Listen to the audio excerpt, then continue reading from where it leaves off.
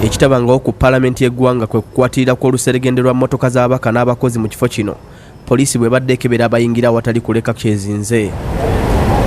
Buli ayingira mu geeti ya Paalamenti yonna kabe mubaka abadde alina okussa omukono mu kitabo ku mulyango era nga baabagenyi mmotoka zaabwe zibadde tezikkirizibwa kuyingira mu mulyango gwa Paalamenti gwonna.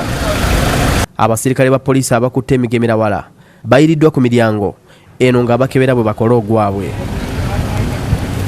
Kino si kibi nnyo okujjako bongereko personnel tusobole okuwanguya ku budde kuba kati omuntu ojja n'osimba layini n'omalawo ssaawa nnyingi. Kituyamba nnyo okubeera nga tulina security in place era nga ffenna tuteekwa okuba bakakkamu tetukitwala ng'ekibi kubanga kituyamba era nga kigenda kutaasa ebintu bingi kye tusinga okwetaaga. Ndabye motoka z'aba RDCB na other staff aba President's Office nga baleta motoka zave wano ate naye nga President's Office nga teri wano ku Parliament ate balina gate yabwe tibajja kukozinga congestion wano ate aba members of Parliament n'aba staff n'aba partners baffe baleme kukola ki okufuna space yokupakinga motoka zawe nti motoka za president zijja kupakinga wano basitwale na kasere basitwale entebe basitwale wano wali.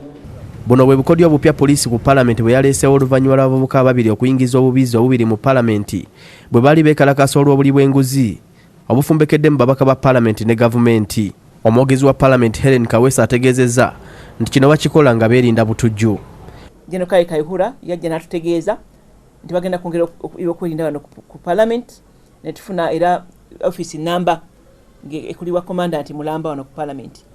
Olw'ensonga eyo okwerinda kweyongedde waggulu okujja wano ku Paalamenti okeberwa nnyo ffenna tukeberwa bayingira wano ku Paalamenti ate nate olwaleero geeti n'ey'emmanju eyingirwamu okuva mu President's Office eggaddwawo nga tukabuka abateekeddwa gikozesa ye President n'omumyuka we Vice President ne Prime Minister.